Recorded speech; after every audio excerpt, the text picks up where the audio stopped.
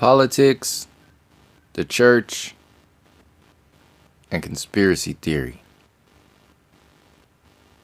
These are the so-called white, safe, truth categories. Any truth that exists outside of those categories will not fit the approved truth from the authorities of truth. There is an authority of truth out there. There's an authority of truth that exists in society that people are not addressing because this authority exists inside the people. This authority comes from the macro side effects of living in this world that says, we'll call them Indian even though they're not Indian, just to maintain the authority of we can say and do whatever we want. So to this day, 500 years from, whatever, they'll still be known as an illusion. So we'll call them Indian just the same way we'll call ourselves white. We're not white. We're white because we call them black, even though they're not black. But what do we get out of calling ourselves white and them black? What do they get from being black? Who created that authority? Where does that authority stand? So that authority exists in the way we perceive truth, change, evolution. The authority of midstream consciousness comes from the authority of mainstream consciousness. So on a mainstream level, the masses of people think that they are evolved from monkeys, which evolved from cosmic dust of nothingness, and are now under the rule of people who are the peak of that evolutionary event. The people who seem to be the peak of evolutionary humanity, the evolution of humanity, it seems to be the so-called white people. Why? Well, they have also added this idea of IQ. And they have created this idea that these people are smarter than those people, but those people are smarter than these people. And these people are smarter than those people, but those people are smarter than those people. Based upon what? Who created the authority of intellect, intelligence? All of this authority exists inside the individuals, and this exists so deeply inside the individuals, it's affecting the way masses of people actually evolve, actually go through this process, this experience, their inner evolution. All of the information that's focused on the external evolution of society, technology, so on and so forth, all of that's an illusion to distract you from the actual intelligence of the indigenous people. Like I was saying in the previous video, the institution of education, the education system, that was a spiritual warfare attack on the masses of people around the world. And then specifically in the Oakland, Berkeley area in 1873, that was the year. There were some other things that were happening that year too, or in that same time frame, 1870s. Specifically 1873, Berkeley, which was the white version of Oakland, took over Oakland and made their own city. They named Berkeley. Berkeley was established in 1873. I think Oakland was established in 1850. So that was the first step in generating the identity of gentrification. Once that happened and was accepted by the people, then the rest of the new world can just build around that acceptance. And in that acceptance of that intelligence, they accepted their own second-rateness of this experience. So when you accept African American studies, you are denying your indigenous, your ancestral connection to this reality. When you accept what is an illusion by the illusionist, you miss out on your reality. What is true to yourself. And like I said, what is true to yourself is the hardest thing to see when you haven't had any reference points of change.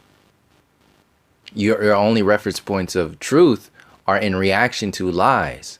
So there is no real truth out there. There's only half-truth, the half-truth that is unveiling the lies. And this is where so-called white people thrive. They thrive in a world where all of your focus is on a reaction. So I've done 1,070 something videos on this channel, and to this day you'll still have people coming on here talking about, you still seem to be pushing division. Well, you can see how that is an automatic victim. A victim, because what happens when you're the victim, the other person is the aggressor. So if they're the aggressor, if I'm the aggressor, that makes them the victim, which means they are right and I am wrong. And if they're right and I'm wrong, the information that I'm sharing must be wrong too. And this is that mimetic consciousness that comes along with the social media brain that's pumped out there. Now, the same way people are deeming technology as, like, when people look down on you, like I just got a smartphone like November of last year. And before that, when I had a flip phone, you know, people would look down on me like, oh, so what's wrong with you? Like I was a dinosaur or something. You can feel the weirdness of that, you know, that look because it comes with a pride. It's like, what pride of what? You're proud of a piece of plastic and some metal? You know, like, it's a prideful thing.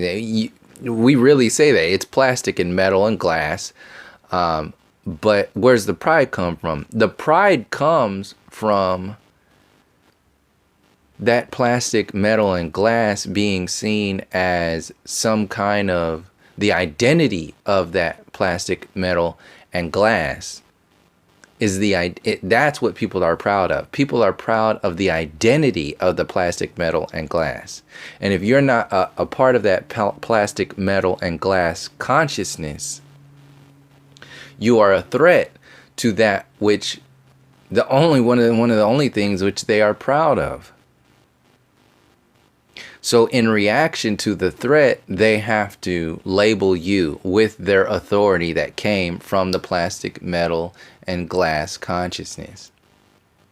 So that's the way plastic, metal, and glass people respond in situations, because that's how so-called white people have been doing it for years.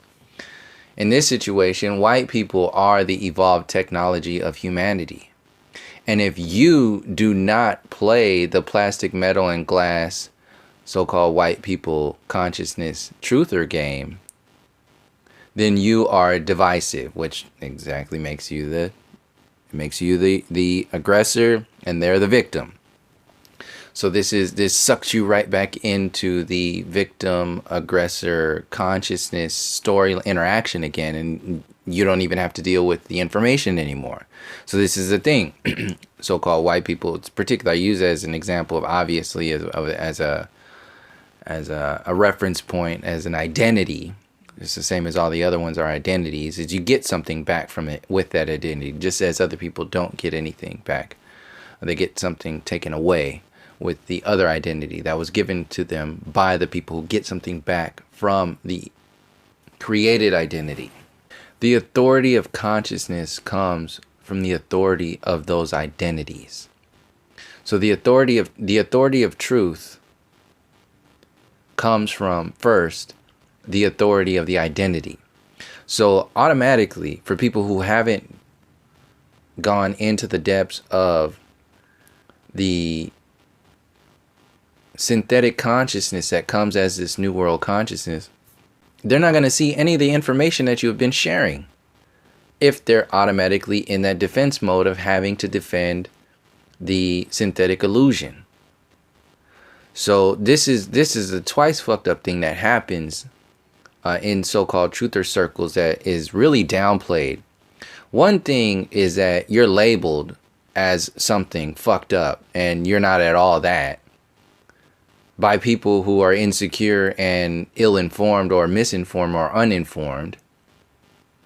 And the second part of that is the information that you are actually sharing, the very pertinent information that is beneficial to everybody, is now not only demonized, but it's not even looked at. It's not even acknowledged.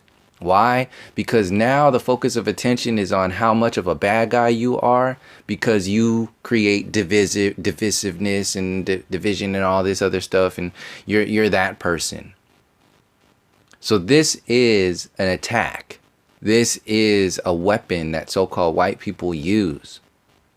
Another weapon that they use is stuff like the church, obviously the Christian church, and they use the Western Empire. Politics, education, and religion. Politics, education, and religion. These are the pillars of the so-called white intellect that adds up to so-called white people not being able to go to the depths of truth. They have to sit in this shallow version of consciousness. Just imagine it like a pool. And on this top layer, this pool is like, or an ocean, right? And there's this beautiful ocean of information, of truth, reality. But on this top of this ocean, you have this scum, like this shit, this sewage that has been caked on the top of the ocean for hundreds of years.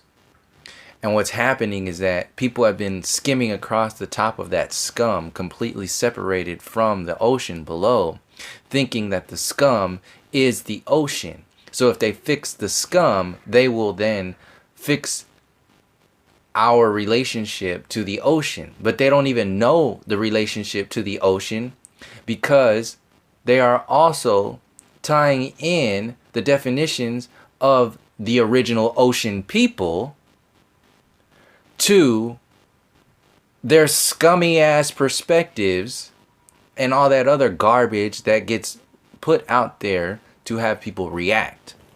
So what people are doing is planting their roots, planting their seeds on that top layer of scum that has a bunch of trash and all that other shit. And the roots are going only into the depths of that scum, which is a reactionary truth. And once you start bringing the truth of the ocean to the surface, which is the baseline of that scummy ass, it's at the bottom of that scum oil slick, that shit slick that's sitting on top of the ocean. So-called white people are now ashamed, guilty of that. So what they're trying to do is they're trying to get rid of some of that guilt by claiming to share truth. And what do they do when they get in there? Well, first of all, they steal a whole bunch of other people's perspectives and realities, or breakdowns of reality, put their name on it, and then they tell a backwards and half-assed story at best version of what you already broke down. And the reason why they have to tell that backwards or half-assed story of what you already broke down is because only the backwards and half-assed story of what you already broke down is going to protect their creature comforts of their universe of authority. Politics, religion, science. This is why you have so-called white truthers who will never address the mind control of mainstream religions, because they have their asses anchored in that oil slick, scummy ass truth they call truth. They will never talk about the empire of the capitalistic colonial system, because that protects their creature comforts of so-called white supremacy and the empire that exists underneath racism, white supremacy. And they will never talk about the intelligence, the depths of the education system. See, this is the thing with so-called truther communities. They will only talk about the surface layer of the surface layer. This is what's happening. They'll talk about the surface layer of the surface layer. So truther communities will talk about the surface layer scum of the political scene. They'll talk about the surface layer scum of the religious scene. They'll talk about the surface layer scum of the science community, but they will never get to the depths of any of those communities, because it threatens their own internal work, which they haven't done for the most part. Largely, the majority of people out there have not done that inner work. And you can see it. It exists in the way they approach what they call truth. So, since the hardest thing to do is to change yourself,